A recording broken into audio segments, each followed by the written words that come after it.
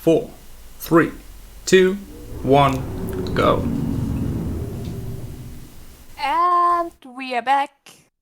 Right now we will see The Legend of Zelda Majora's Mask ran by G3neziz. Take it away, guys. Hello everyone, I'm G3neziz and I'm going to run Majora's Mask any %.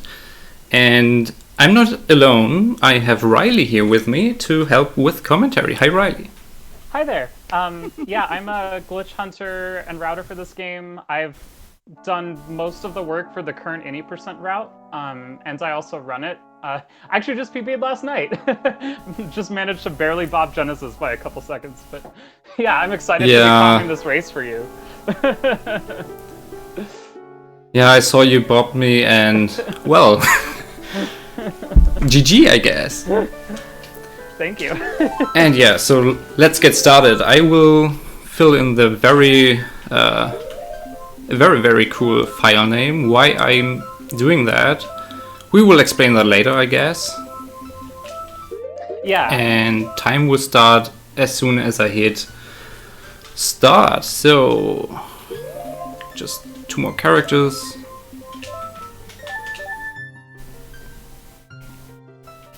Okay, are you guys ready?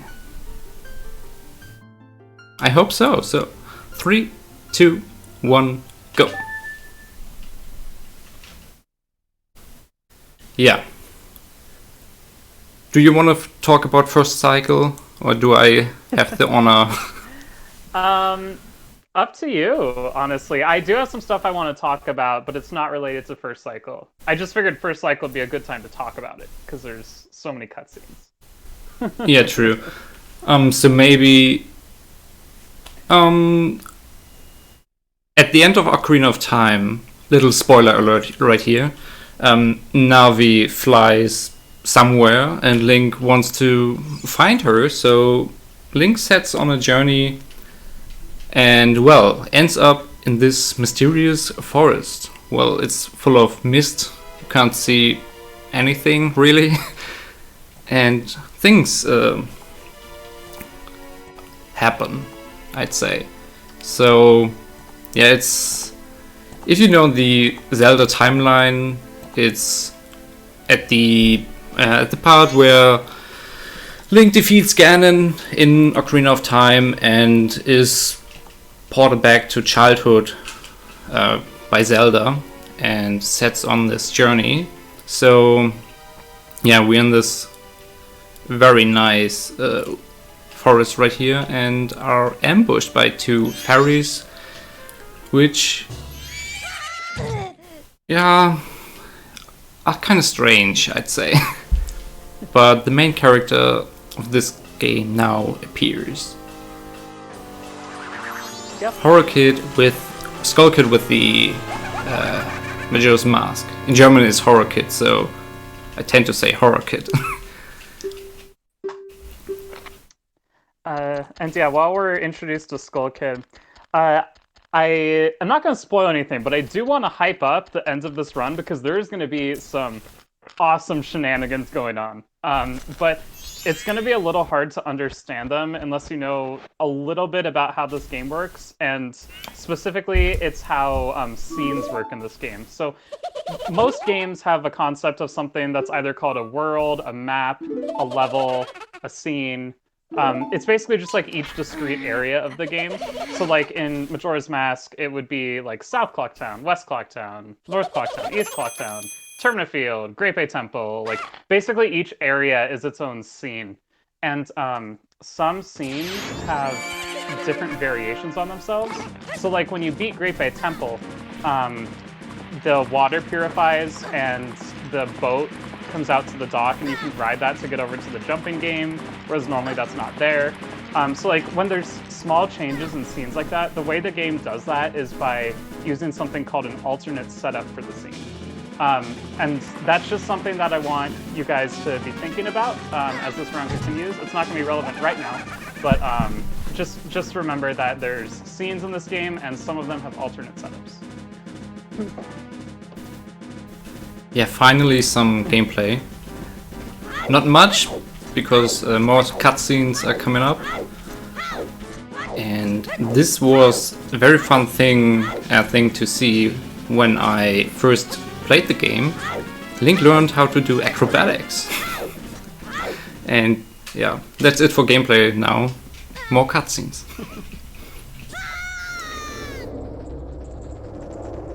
Yeah, the first like 20 to 25 minutes are quite cutscene heavy. Usually you would have to do some stuff in Clocktown where we are heading right now, but we skip most of that by doing some weird stuff. Yep, we sure do. Yeah, basically we talked to a very old lady twice, danced with a scarecrow, and that's it. And then we just wait for midnight, and we try to do as much stuff as we can between 6 p.m. and midnight. Since we have to wait anyway, we might as well try to do useful things during that time.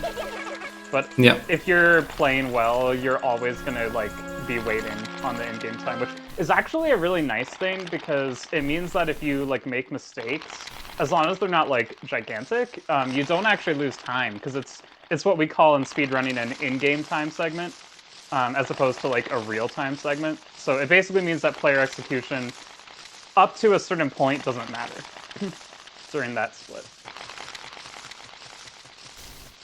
Which is good for new runners like me, because I only picked that up for like, or since like 3 months? Yeah, Genesis Yeah, is I very think I good. started learning this game 3 months ago, and due to the help of the speedrunning Discord, which is very highly recommended, and a very, very good any percent tutorial by Riley right here, I managed to learn it actually. I didn't have any Zelda experience whatsoever, so I started from scratch and now I'm in top 10 basically, so if I can do it, you can too. Yeah, it's awesome how good of a time Genesis has. Like I said, he was ahead of me until literally last night, and I'm the one who like made the tutorial and did the route and everything like that. So Yeah. But yeah, I do have tutorials for how to do this category. It's significantly faster and easier if you're on a Japanese version. There's 2 Japanese versions. But I also recently found a way to get it to work on the English version, which is nothing short of a miracle. And you'll understand why as we get further into the run. But yeah, so as long as you have an NTSC version of this game, you can, on N64, you can actually do this. It does only work on N64. It doesn't work on the re-releases like GameCube and Wii VC. Just because the emulators that are like packaged in those versions aren't very accurate, and so, and we're doing stuff that like really relies on accuracy. At least we don't have to play a Song of Soaring like 63 times. Yeah, that was a moment in MM history that thankfully has passed. Oh yeah, debug menu. Great times. I remember Runner having splits for every song played. Oh my goodness.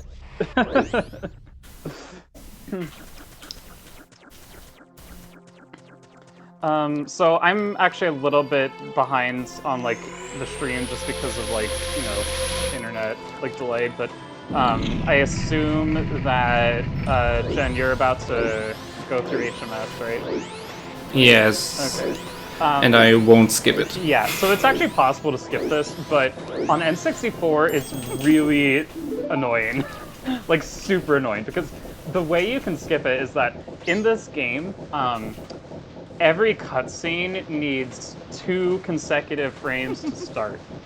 And so if you advance 1 frame at a time by pausing in between the frames, then you're only ever giving the cutscene 1 frame at a time to work with, so it can never actually start. So what you have to do is you have to line up in a particular spot and backwalk into the door and pause to advance 10 frames.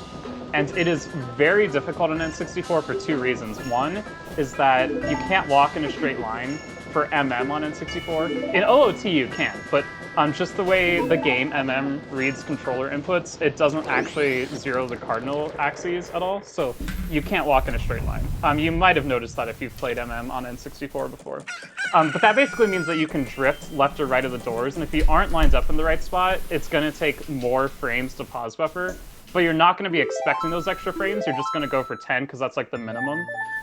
So that's one reason it's really annoying. And then the other reason is that the unpause lag on N64 is really, really big, and frames are very short. They're only 50 milliseconds. So between the fact that like it's a huge delay relative to like the tiny frame, and the fact that you can't walk in a straight line, it's really obnoxious to do on N64. The only reason I even beat Genesis last night in my PB is because I was able to get that. But I reset like dozens of runs to that last night, so. Yeah, I will have fun learning that, I think. And yeah, you wanna explain why I turned off my console right there? Yeah, essentially, every time the game saves, well, the game saves, obviously. So, like, once it's saved, you are able to reset and not lose any progress as long as you reset, like, right then. And depending on, like, which version of the game you're playing and, like, which save it is, it may or may not be worth it to reset to skip a cutscene. So, like, in this case, we're playing on N64, which is the version that has the fastest resets. And that cutscene is, like, relatively short. It's just one where Tattle, like, is like, oh my goodness, this is Bogtown. Tattle's your fairy, by the way. And so it's like a relatively short cutscene, but N64 resets only take like, I don't know, like by the time, like it's only like a 3-second reset plus however much time it takes to like get through file select, which is probably like another 3 to 5 seconds or so. So it's a fast enough reset to where it's worth it. But if you're playing like on Wii VC, which is the most popular version of this game, A, because it has less lag, and B, because you can walk in a straight line, unlike N64, then it's not worth it to reset there if you're playing on Japanese, just because the text moves faster. On English, it might be worth it. I don't know if it's like been timed down to the frame, but it's like approximately the same either way on English if you're playing on Wii VC. Okay, we arrived at the last day, so we have 72 hours to bring back the Majora's Mask to the salesman, but, well, our goal is now to get our ocarina back, which was stolen, because the salesman, what am I doing? Tells us to get our instrument back, and he then promises us to get our old form, our human form back. So our goal is now getting the ocarina back, and usually you would have to do a bunch of side quests involving the Bomba's notebook and stuff, and going into observatory to get Moon's Tear, and yeah, that's annoying, so we're not doing that. Yep. While I'm collecting rupees, you wanna explain what this strange map is? Yeah, most definitely. So this is Termina Field, but it probably looks a little different than you remember it. And the reason why is that, I don't know if you remember back from the start of this run when I was talking about scenes and alternate setups. Well, Termina Field is a scene, and it actually has a bunch of different alternate setups, and one of them is the version of Termina Field that you see in First Cycle, which is quite a bit different. It has no enemies, the ice blocking the way to the mountains is not there. Most of the grottos and most of the grass are gone. The only grass that we see is the ones that actually Genesis is farming. And, you know, he's just doing some gardening, but it's looking like it's not paying as well as it used to, doing the lawn mowing business. But yeah, he's trying to earn $50 so he can buy a new keyboard for his computer. No, I'm just kidding. Yeah, exactly. No, we don't need keyboards in Zelda. We need the most important item in Zelda. But I won't spoil what that is just yet. But if you've ever played a Zelda game, you probably know which item it is. Yeah.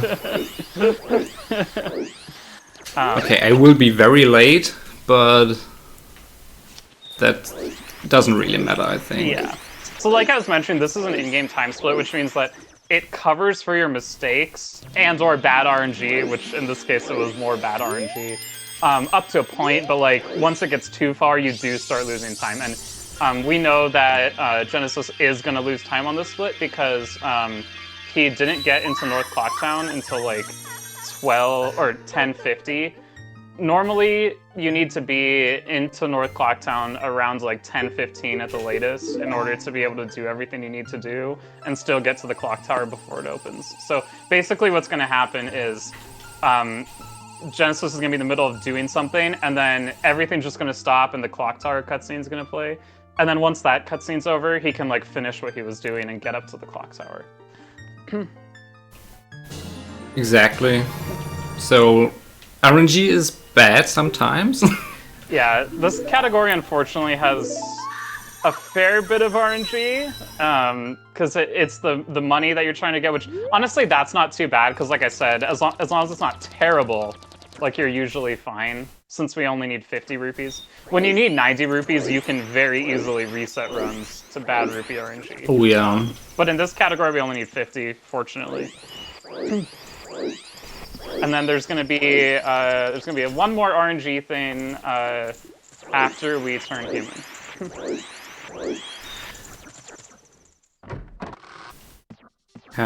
People who have seen runs of previous events know that I'm a Pokemon speedrunner, and I wanted to get rid of RNG, but somehow I ended up playing this RNG heavy category.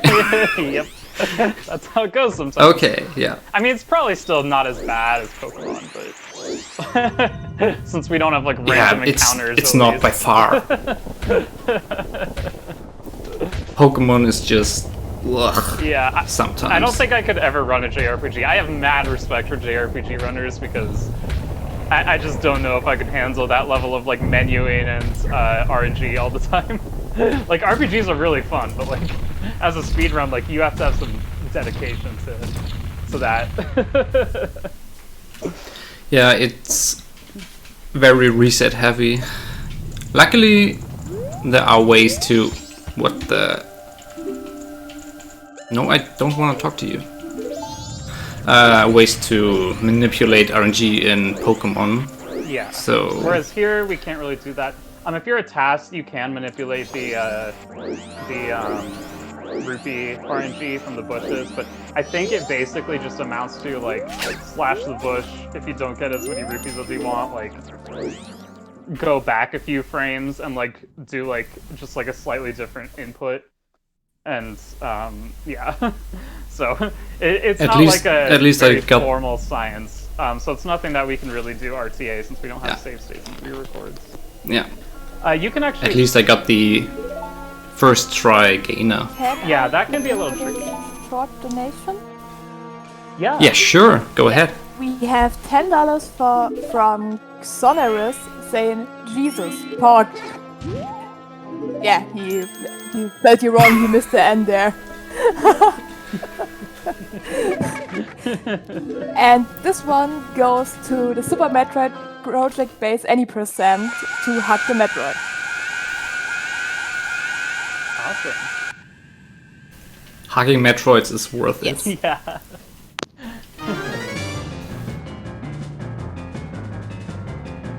So, yeah, Skull Kid has our ocarina right now. So, I might be a little bit behind, but the whole reason we like grabbed that fairy and then went to the fairy fountain is because we needed to knock this ocarina out of Skull Kid's hands. And the only way to do that is with magic, at least that we can do. It's one of the main reasons we can't skip first cycle, because we just don't have a way to knock the ocarina out of Skull Kid's hands, besides like Deku Bubble. That's one of the reasons. But Yeah, such a trivial reason. Yeah. So, Okay, more cutscenes. yeah, another cutscene. This one is Link remembering Princess Zelda from his days in Ocarina of Time. And he's remembering her teaching him the Song of Time, which I don't remember if that's... Oh yeah, that I think that happens on the horse when the ocarina gets thrown into the water. So it looks a little different in MM. Like you don't see like Zelda being taken away from the castle or anything. But yeah, so you're basically just learning Song of Time here from a memory. Speaking of Song of Time, I actually want to talk a little bit about how Song of Time works, because it's like the scenes and alternate setups thing. It's going to become relevant in the not too far future. So the way Song of Time works is, if you've ever played it in MM, you'll notice that, well, the game saves and you lose all your items. And losing all your items, by items I mean the ones that have like counts.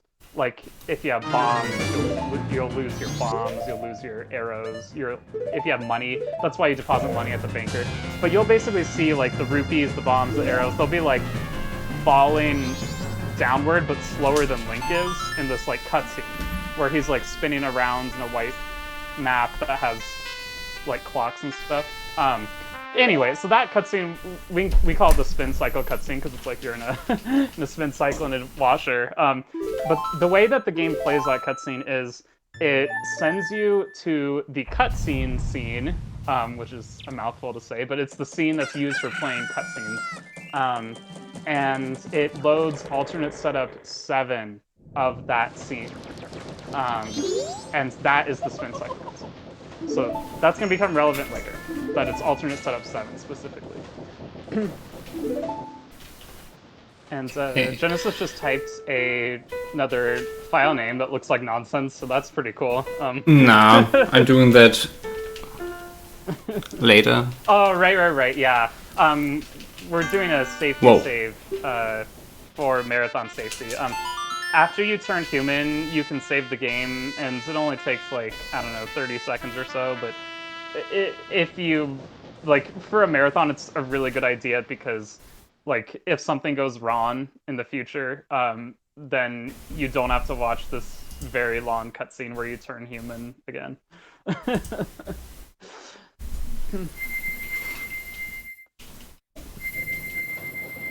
Finally, we're human again. Yep. An interesting note about this cutscene is like the part at the beginning, you have to mash through the text boxes, which that's like my biggest gaming pet peeve, is like when you have a cutscene that you have to mash text, because then you don't even get a break. Like if there's an unskippable cutscene, that's fine, but like I want to take a break during it, but you just can't because you have to mash text. Anyway, the second half of this cutscene, you don't have to mash the text on the Japanese version, but on subsequent versions, there's like one text box that you have to mash in the whole cutscene. And we have no idea why Nintendo made that change, but they did. So like it's always a point of adjustment when people who usually play on Japanese like switch to a category that's better on English. Oh, speaking of which, unlike Ocarina of Time, English is actually quite useful in Majora's Mask for 2 reasons. One is that if you ever played Ocarina of Time before, you probably know that the text advances so slowly. It advances 1 character per frame, which is fine for the Japanese text. But for the English text, like, you don't read a letter at a time when you're reading English. Like, you read, like, words at a time. So basically, it just ends up being really slow and painful to read. So in MM, they changed it to where the English text advances 2 characters per frame, whereas the Japanese is only 1. The Japanese text is still ever so slightly faster, but like it's much more comparable in MM, to the point where version differences are the main reason you would choose one version over another. And unlike OOT, there are actually version differences, because in OOT you have both languages packed into the same cartridge, but in MM, like, we have Japanese 1.0, Japanese 1.1, and then the US 1.0. Like, those are the 3 we use for speedrunning usually. And those are like all 3 different versions of the game. So sometimes we joke that US 1.0 is our 1.2 version to make it more like Ocarina of Time, but it's actually just like a whole new language, a whole new version of the game. And it has some differences that make it better for some categories, but for this one, like I said, it was a miracle that I was even able to get it to work on English at all, and it's much, much slower and much, much more painful. So that's why we're running on Japanese today. Yeah, the setup for English is way harder than what I'm going to do. Yeah, and there's actually 2 Japanese versions. There's 1.0 and 1.1, and they have slight differences for any percent. That mostly just has to do with like very technical details that wouldn't matter in any other category. But it ends up leading them to have slightly different setups. And the main breakdown is that 1.0 has a faster file name to type by 0.7 seconds. 1.1 has faster angle setups by 3.3. So normally 1.1 would be faster by like 2.6 seconds, but there is a different part of the setup that doesn't actually work on 1.1, the fast version. So they have to do like a slower version of that setup. So that's why 1.0 is overall the fastest version, but it's not by a lot. It's probably by like 10 seconds or something. And it's always possible 1.1 could get faster in the future. Of course. But we're playing on 1.0 today, Okay. Is that right, Genesis? Yeah. Yeah. I think last chance for any plugs, if you have any. Yeah, we have a $5 donation from Scenaris, who says, "Listen, that was a typo. What I meant to say is Genesis Pocket." Another $5 donation from Petty2Plays, which says, "I think we all know where this is going. Onion pudding." Oh no. By the way, Xanaris' donation was again for Super Metroid, but this time it's Save the Animals. And Petty2Play's donation was for Final Fantasy Paladin Percent in music for the music selection, and it's for the original soundtrack. Thanks a lot, guys. Awesome. Okay, so stuff is going to start happening really, really fast here. First, Genesis is going to be... he's noticed that somebody left some like bombs in the grass, and he doesn't think that's very safe for like, you know, human enjoyment of the grasslands. So he just took care of that by like taking those out of the grass really quickly. And now some stuff is going to start happening. So I'm going to be talking very fast here because it's a lot. So so these pots that he's going to be breaking, or he just broke, and the rupees that drop, and the bombs that he's going to start pulling out, those are all what's known as actors in this game. And an actor is basically anything that you can interact with. That's why they're called actors. Everything else is just collision. So the actors are stored in memory in a particular region called the actor heap. And we can manipulate this by just like dropping actors and breaking actors and stuff like that. So that's what he just did, is he manipulated the layout in memory so that way things line up in a favorable way for what we're going to be doing. Now he's setting up for a glitch called a super slide, which lets you basically just go backwards really fast. But it has this interesting property where you keep knowledge of that thing that you were trying to pick up, in this case the pot. But since you went past that loading plane, the pot is no longer there. So Link is carrying nothing right now. So if the game still thinks he's carrying something, so what it's doing is it's writing the pot's coordinates and angle to just some random location in memory. Except it's not random because we dropped those bombs and broke those pots to make it line up in a particular way. The thing that we're modifying is upstairs there is a moons tier, and every time that moons tier wants to draw itself, it uses a draw function pointer, which basically just tells it where the draw function is. We changed it to look at Link's angles instead. And now Genesis is doing an angle setup to make his angles tell the game to jump to the file names, and the file names change the scene from the cutscene scene to Termina Field. And cutscene, alternate setup 7 on Termina Field is the moon evaporating cutscene. And I just see that we had to do a reset, but that's good because Yeah, you can slow I down. can slow down now. But yeah, so remember when I was talking about how when you play Song of Time, it sends you to the cutscene scene and plays alternate setup 7. Well, alternate setup 7 on Terminus Field happens to be the moon evaporating cutscene, the one that plays right after you defeat Majora.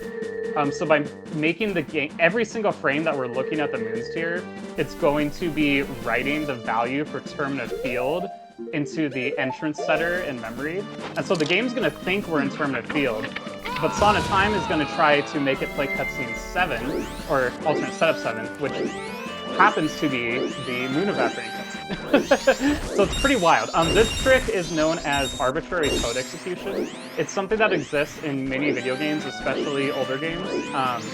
You might, the one main example that I'm most familiar with is in the original Pokemon games, like Pokemon Yellow. There's a really cool task using arbitrary code execution in that. To basically like do a whole bunch of nonsense. I really recommend watching it if you haven't seen it. I think it's on taskvideos.org. You can do it at RTA, by the way. I beat Pokemon Red in 132 or something. Awesome. But yeah, so Ocarina of Time and Majora's Mask recently was discovered to have an exploit leading to arbitrary code execution. And that exploit was that thing where he was carrying the invisible pot. That glitch is known as stale reference manipulation, and it's a very powerful glitch that enables us to do a lot of things, including execute player-written code. In which case, that code is the weird-looking file names that we typed.